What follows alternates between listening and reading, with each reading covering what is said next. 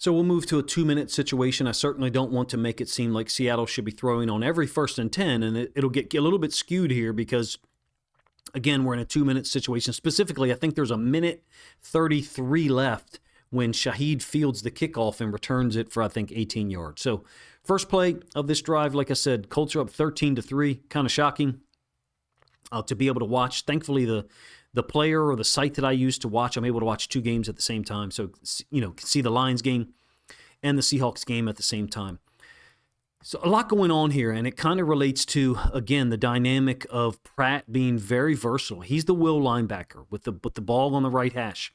And watch what occurs here on the motion by JSN. He actually flips. This is another thing that Anarumo will do with his defense. He'll take an inside linebacker and run him across to basically play a receiver in man, maybe expecting a shorter route. In any case, that's exactly where Darnold is looking, but look what occurs. It's just chaos. Pratt runs into Kupp, running the snag concept, the same snag concept that I showed you earlier. Snag and then into the flats by JSN when Kupp was totally uncovered.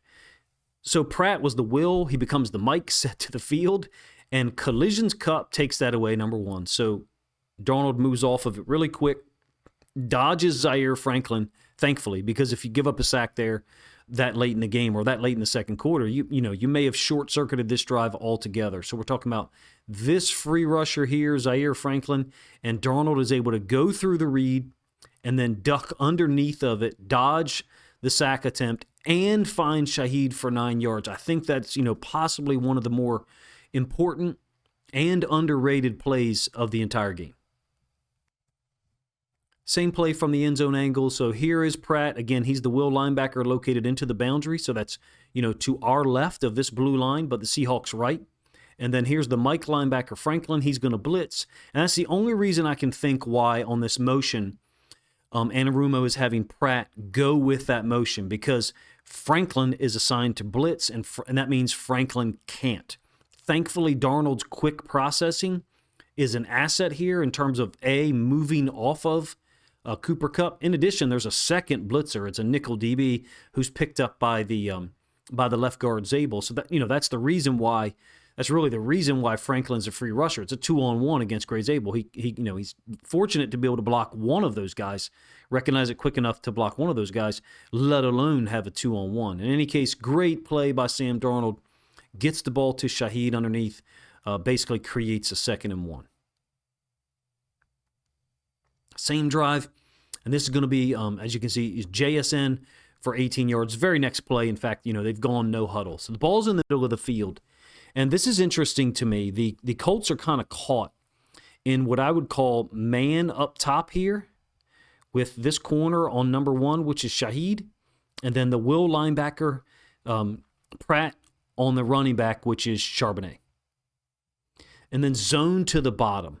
So it's not uncommon. In fact, the Seahawks use it a ton. Think like Josh Jobe and then Nick Manwari when he's the dime linebacker set into the boundary. They're playing man with both of those guys, but zone in other places. So I'm talking about, these reactions here by the defenders. And what it means is Shaheed is clearing out this whole side of the field for JSN to run onto. Sam Darnold had a good pocket on this play as well. Only 1 sack in this game. I think 5, maybe 6 quarterback hits. The idea here is that since the Colts are playing man, this corner's running with Shaheed's route, and that allows JSN to access this entire portion of the field. The Colts are kind of fortunate, actually, that this one didn't go for more than just 18.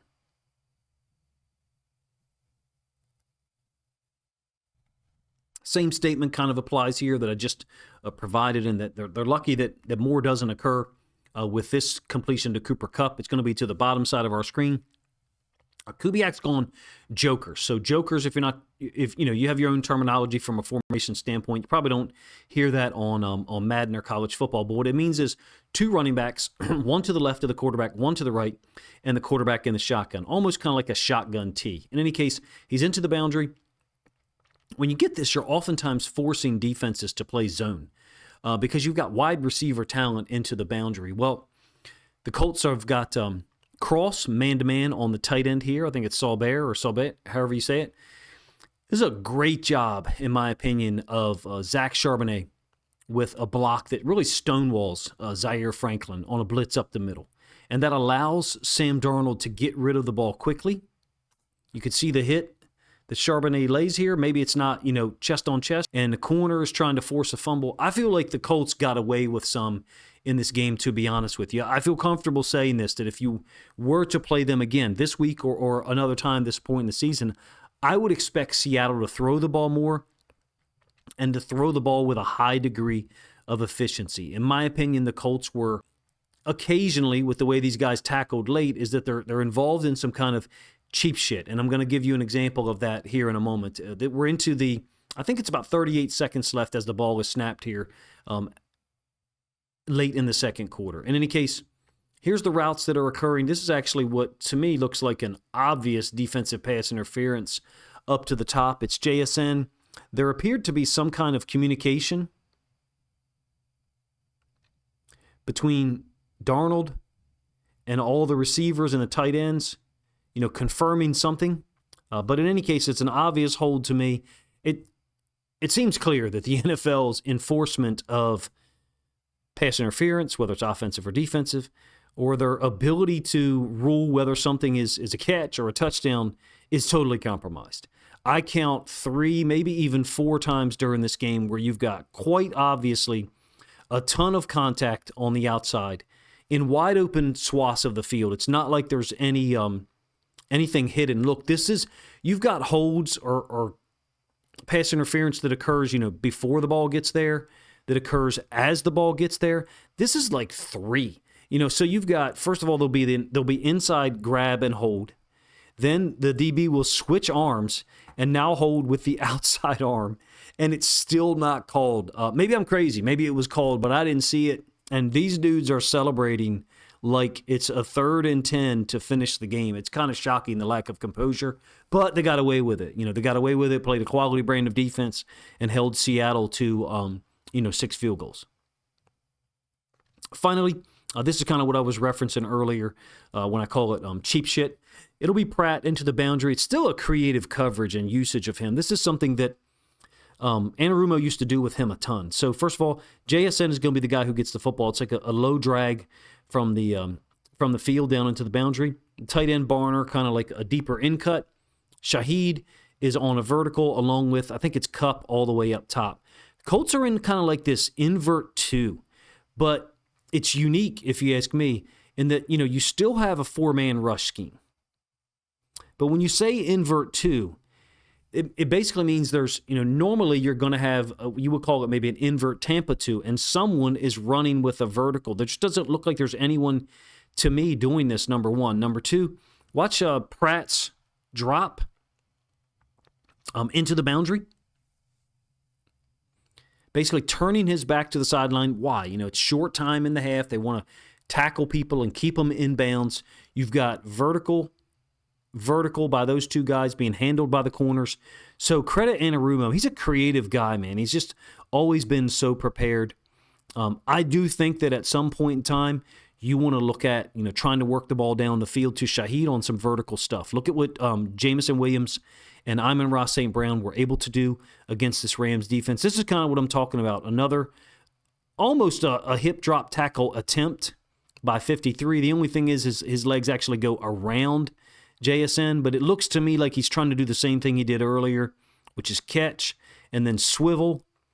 Let's try to strip the football multiple times when JSN is on the ground. And then, oh, by the way, a second DB tries to strip the football from JSN as he goes to stand up. So in any case, Seattle was able to get to within 13-6 here at the half. The entire handling of the late game scenario on both sides, I think, is professional level. Talking about Seattle not having any timeouts, and after Shaheed's kick return, they're snapping the ball on the 1st and 10 with 42 seconds remaining. I think that the Colts are playing man to the downside against Shaheed and the running back Charbonnet, and then essentially zone to the top side. Watch what they do with JSN. JSN is the orange route at the top side of the screen. So we're talking about right here. They're going to jam him from inside out, and they're jamming him with an OLB, with an outside linebacker, edge defender, whatever you want to call him. So, again, you've got evidence that teams are trying to take away JSN as best they possibly can. Having the luxury of an experienced and explosive athlete like Rashid Shaheed, just give Sam Darnold another option, especially here when there's no pass rush at all. Why? That outside linebacker who chipped or mugged up JSN briefly, he's really delayed in getting out into his pass rush because of that reason, and also because Barner stepped to him as well. So it's a great job of the Colts, if you ask me, trying to take away Seattle's biggest weapon, JSN. And then you can see they've got an inside linebacker dropping under. I would say that this is all zone droppers here. This is a too-high safety structure to both sides. But these three players are zoning. This could be man-on-one up to the top side and with Cooper Kupp. There's obviously some type of hold going down at the bottom side of the screen. Shaheed, very strong, professional level, high-level professional, is able to play through it and snap his route down right at the positive 45, make the catch. You're really, almost in field goal range at this point. No timeouts left. Credit to the Colts for forcing Seattle to call the third one. And what I mean is when Phillip Rivers apparently audibled to a run play on a 3rd and 7, that was with 1 minute or maybe 1 minute and 1 second remaining. That forced Seattle to call their third timeout, because leading to the go-ahead field goal that put them up 16-15 is what I'm referring to. Smart strategy by the Colts.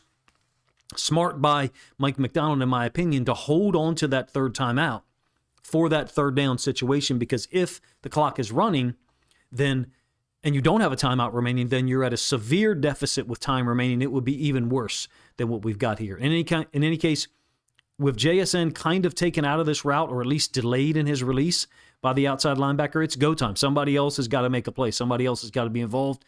To me, Cooper Kupp, great receiver, a former MVP, Super Bowl MVP, in fact, I believe. And at this point in time, however, Shaheed is like enough of a mixture of Cooper Kupp, smart veteran, very savvy and intelligent, but also the explosiveness to get downfield. He's fighting through contact here with the outside corner.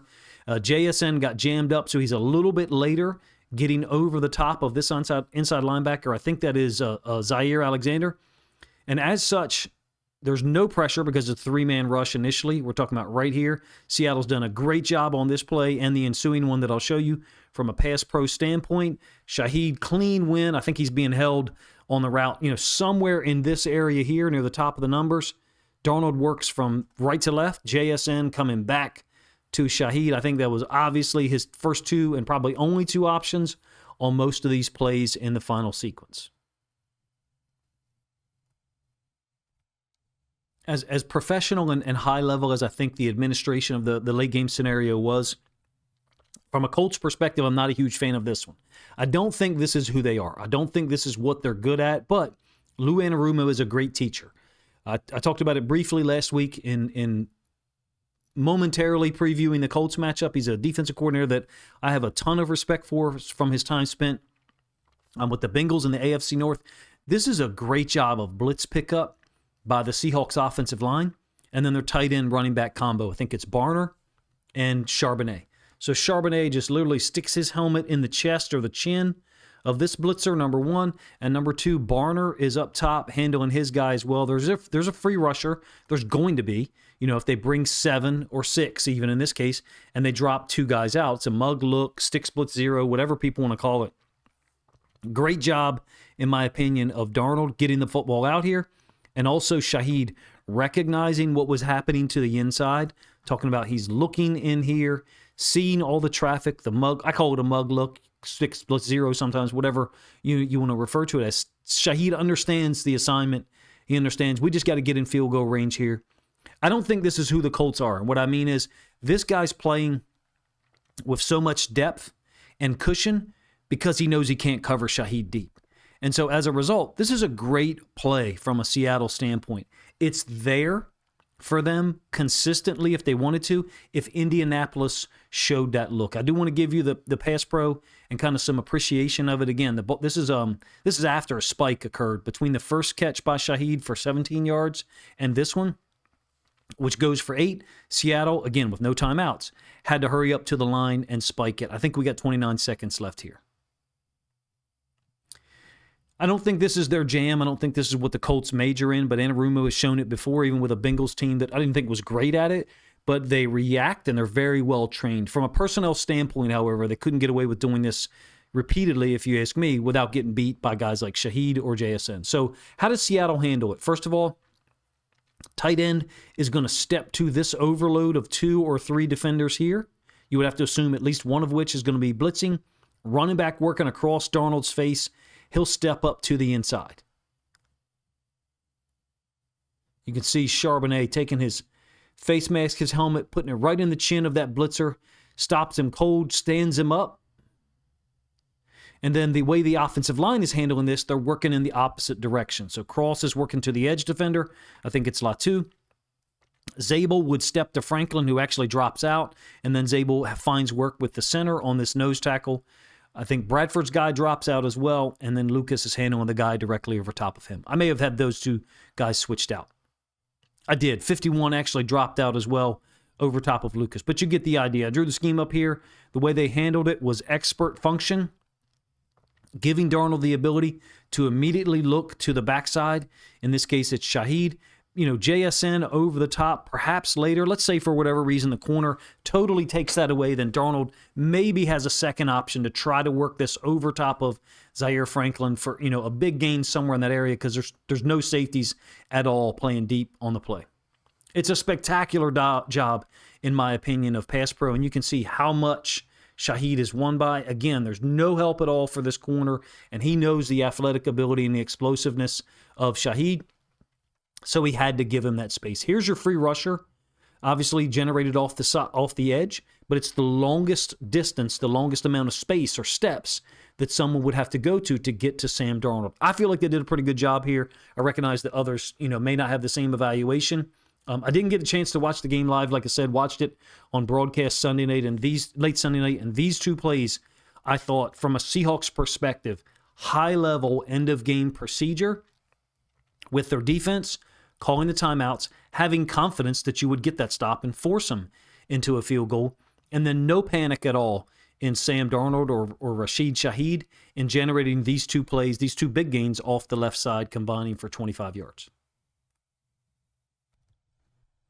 I think I may have my timestamps wrong here. I think the spike after the initial gain by Shaheed only took 1 second off, so the previous snap would have began with 28 seconds. So every timestamp that I have here thereafter may be incorrect. In any case, this is after the 8-yard gain to Shaheed, who's now pushed up to the field side with JSN set up to the boundary. It's a 3rd and 2, no timeouts left. So, of course, Seattle is trying to get the first down such that they don't have to hustle the field goal team on the field in order to kick a field goal while the clock is running. Zaire Franklin, one more time, is going to drop out, and he's dropping out to the side where Kupp and JSN are located. That makes sense, right? Time is a factor here, so Darnold probably not going to be able to get to, second or third read. So here's JSN, kind of like on a slant. I don't know that angle or that line is actually accurate to the route that he drew. Up to the top side, one more time, you got Shaheed on a slant, no safety at all. If it were a different game situation, you're probably not getting this coverage from the Colts, right? They're trying to force the ball out of Darnold's hand quick and or possibly generate a negative yardage play that takes them out of field goal range. They're already there. Smart job by Darnold. Just to spike it, basically, down the field. The refs are never going to call that and put you in a situation for Myers to have to convert his 6th field goal on the day. This is a really cool setup. I don't know about you, but when this thing goes down live and I see the ball come off his foot, I thought, oh, that's going left. And then it dramatically fades to the right. I'm going to make a golf analogy, which I'm not great at, but it's based on the way that the Colts set up. So you can see they've got 6 players to the right-hand side. I'm not really sure that Morris 94 is doing a great job. I wonder if there'll be some reassessment this week about what he's doing from a technique standpoint, number 1, or number 2, who is out there. But in any case, it almost seems like Myers kicks this around these guys, like a power fade or a slice, because they are trying to block it from the field, right? That's where the middle of the goalpost is located. So think of the way that Seattle has blocked a couple of kicks this year. In fact, Manwari had one last week against the Falcons. First, everyone, all 3 guys to the right and to the left, they're stepping down. with their inside foot. That's what's illustrated by these lines, right? Their inside foot, is going to interlock with the player lined up to their inside. And that allows you to create more strength and leverage, get your cleats in the ground, but also you're being supported by the guy to your inside. So you're not in a one-on-one situation. I don't really like Morris here. I feel like he is less enthusiastic than perhaps you would like him to be. A really, really slow step, in my opinion, for Morris to get out of here. Talking about his right foot. He does have two rushers, one of which is usually going to go to the inside between him and the tight end, and one of which is going to go to the outside. So there's the dynamic of trying to handle the inside gap with the frame of your body, maybe shoot your hands and or your shoulders. I don't like him being tilted over here. That's just my opinion. I recognize other people, may have a different interpretation of it. This ball looks like it tracks left and then veers back dramatically to the right. I don't know if we'll track it a little bit. When I watched it live, kind of only catch the ball now. You can see the trajectory of it. I was just hoping I hope it doesn't continue fading, and it didn't. It stayed nicely in the right-hand side. Seattle, it's an 18-16 win. You're never going to turn down a win in the NFL.